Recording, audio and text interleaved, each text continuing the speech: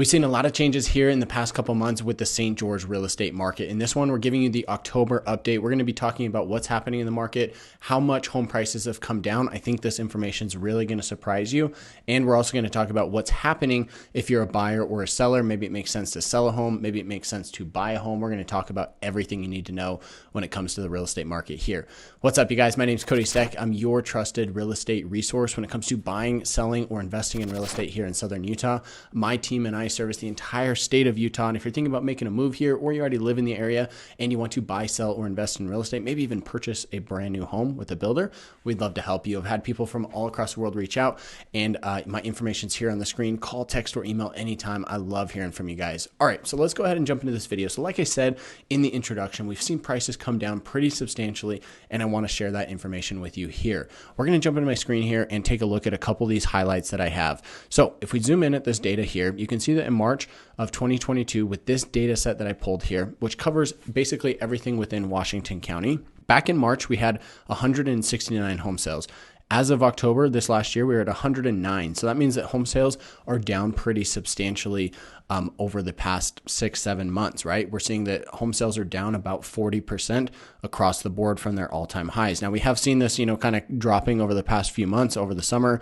It was declining, and then it did hit an all-time low here in October of 2022. In recent months. Maybe I shouldn't say all-time low, but it is lower than it usually is. Back here in October 2021, it was actually 108 as well. If we go back to 2020, we're sitting at 179. So we've seen some pretty big drops. October is usually a slower month. You can see it picks up a little bit here into the winter in most months. However, I am thinking that November, December, January is going to be fairly slow for us here in this market. Let's take a look at this column right here. So this is the average sold price. So we're looking at all homes. We're taking an average of how many homes sold. And back in March, you can see that the average sales price was $758,000. Homes were actually selling for slightly below the listing price, which is a little bit interesting because here in May, they were actually selling for slightly above.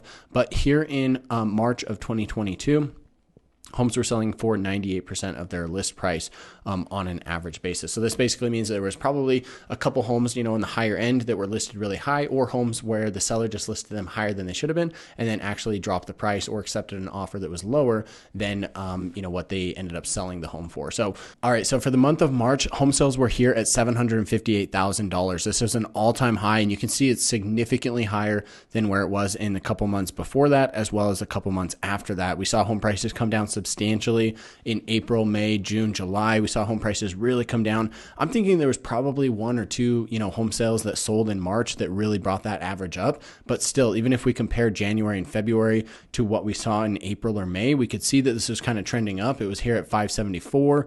We went to 613, a huge jump to 758, but then it was 657 and then 676. So I think that probably a let's say more realistic number here in March would have actually been like 630, 640, 650, somewhere in that range. But for whatever reason, there was a number that's kind of skewed it really high there in the month of March. So we're here at 758, but that was the actual average sales price. So that being said, let's go ahead and take a look at how much home prices actually dropped, because right now in October, we're sitting at $625,000. So if we take this, you can see that we took 625 divided by 758, gives us 82.45%. So that's basically, what is that? 17.5% drop from those all-time highs. Now, if we actually back this out, because you might look at that and say, hey, this is kind of a worst case scenario.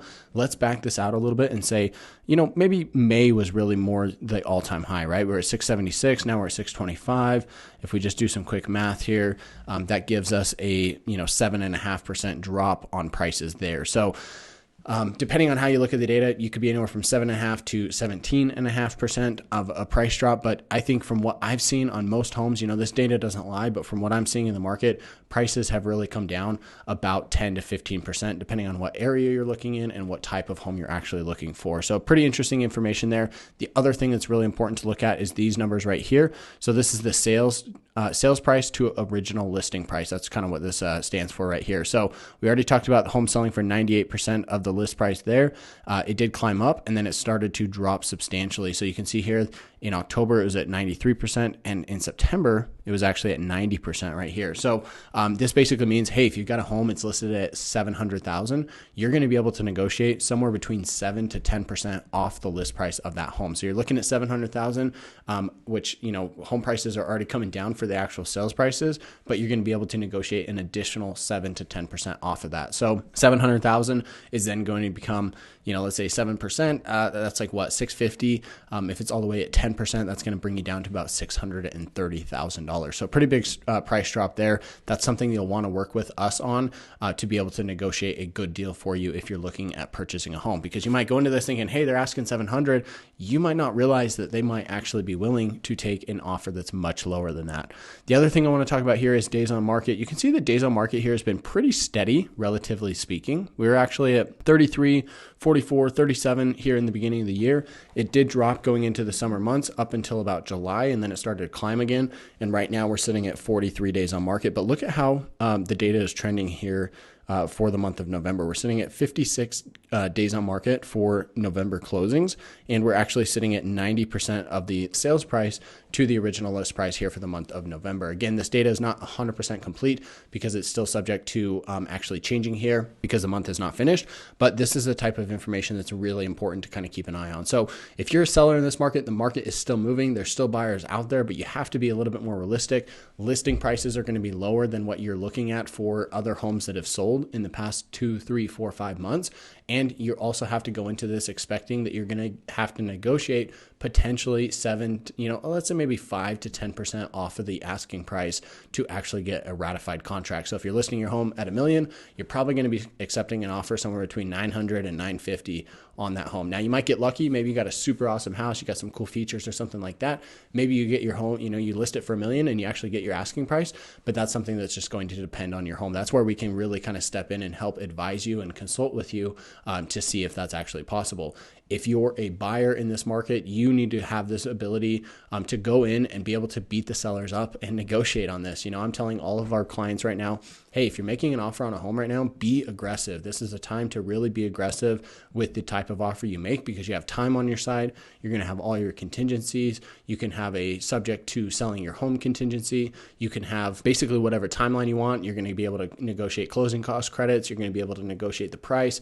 You've really got a lot of leverage as a buyer in this market, and you're going to have a lot of options, right? If you're looking at what's happening in the market, there's a lot of inventory out there. So you're going to have more homes to choose from, and this gives you further leverage when it comes to negotiating with sellers. So with all that being said, guys, I hope this information was helpful for you. As I mentioned earlier, if you're thinking about buying or selling real estate, maybe investing in real estate or purchasing a new construction home with a builder or a spec home or something like that, reach out to me. My team and I service the entire state, and we want to be your trusted real estate resource when it comes to those things here in Utah. So with that said, my information is here on the screen. Call, text, or email anytime.